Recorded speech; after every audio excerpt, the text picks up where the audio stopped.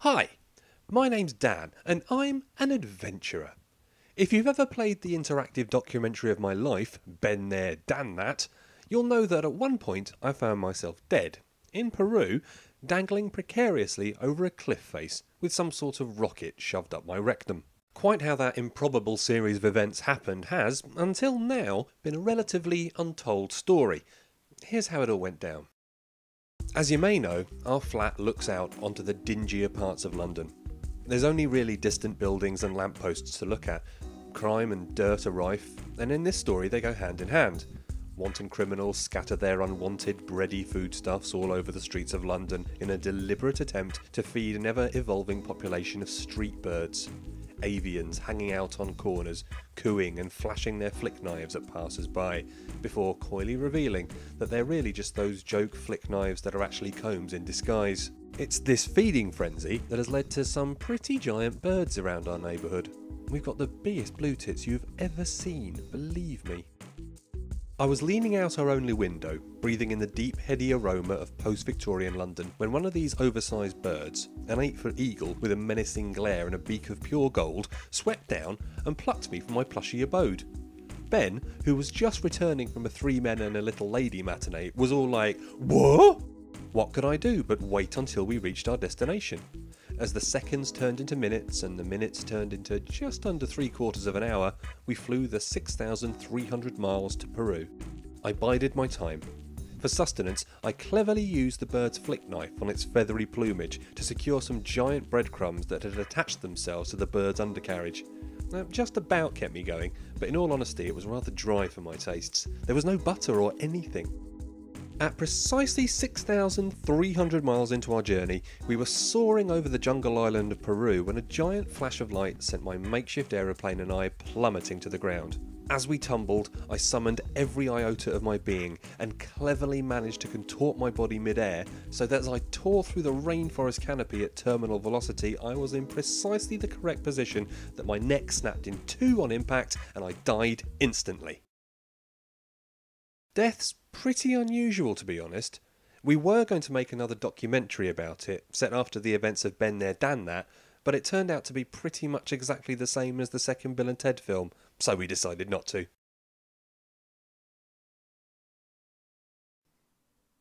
Ben's story. How I broke our aerial and played God. My name's Ben, obviously, and I'm an adventurer too. To be honest, I can't remember a lot about all the adventures Dan and I have had. They all sort of blur into one after a while.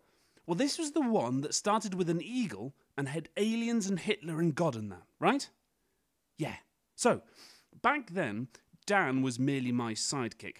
We both had a lot of psychological issues to overcome before we could work as equals, as heart-wrenchingly portrayed in Time Gentlemen Please.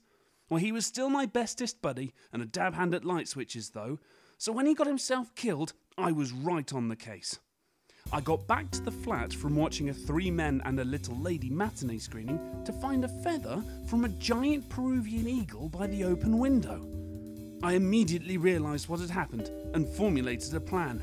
Step 1, for some reason, was to put Dan's vintage gaming poster back over the window. Well, after that, I combined nearly every item in the flat to make a rickety, pedal-powered aeroplane and set off for Peru in hot pursuit of my good pal. 6,300 miles later, I noticed a smell similar to roast chicken in the air and descended to take a closer look. After doing some stealth, I realised that the eagle had been shot down by a defensive laser beam from Dr. Retro Agogo's secret disco robot lair.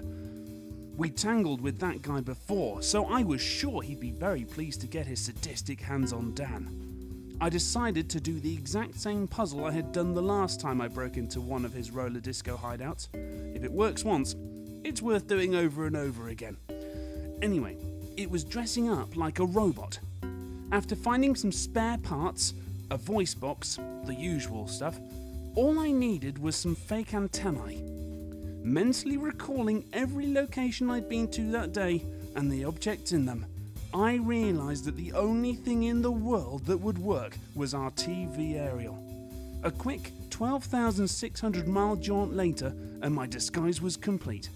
I found Dan already dead and mounted in a Han Soloing carbonite pose in the centre of the roller disco. After beating the 3 security measures, I hoisted him over my shoulder and legged it. This was when I did the most important thing in my life. I pranged the TV aerial on the top of a doorway. For some reason, I then travelled back to London to put the broken aerial back on the telly. Anyway, then I travelled back to Peru to talk to the only man who could help me reanimate Dan, Doc Odd. He said I could use his corpse reanimation equipment, so the only thing left to do was to get Dan over a canyon to Doc Odd's shack. He was easy enough to carry on the smooth surfaces of Retro Go-Go's roller disco sea, but not across jungle terrain and across a canyon. Well, that's logic, that is. And that's it. All I had to do to get Dan across was get a whiz-o-bang firework from a blind monkey, some incredibly long twine, the superglue from Doc Odd's pants in his laundry bin, and a rubber chicken. And the rest is history, / a series of critically acclaimed award-winning video games.